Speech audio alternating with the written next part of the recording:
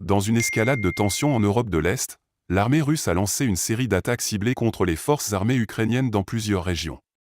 Les villes de Kharkov, Belgorod-Dnestrovski et Nikolaev ont été le théâtre de violents affrontements, témoignant de l'intensification du conflit entre les deux nations.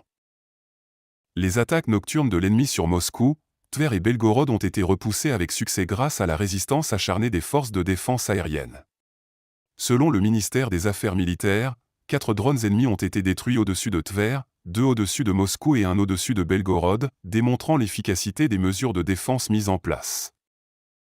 Dans une nouvelle tournure dramatique, les unités russes ont encerclé le village de Stelmakovka, situé au sud de Kupiansk. Face à cette menace grandissante, les forces armées ukrainiennes ont engagé une défense acharnée en se positionnant stratégiquement à l'est de Sinkovka, en érigeant le point fortifié baptisé Crochet. Cette position est devenue la principale ligne de défense de Kupiansk depuis le nord, et sa conservation est cruciale pour contrer l'avancée russe.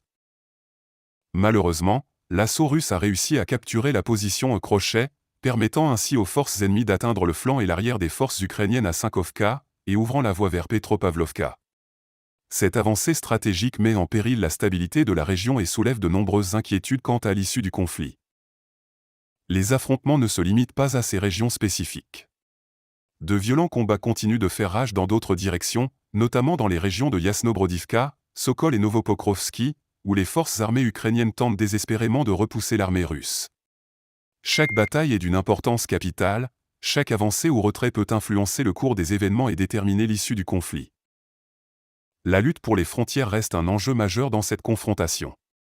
Le groupe au nord de l'armée russe poursuit son assaut dans la région de Volchansk, mettant une pression supplémentaire sur les forces armées ukrainiennes. Dans une tentative de renforcer leur position, les Ukrainiens augmentent leurs effectifs et tentent de transférer leurs réserves de l'autre côté de la Volchia.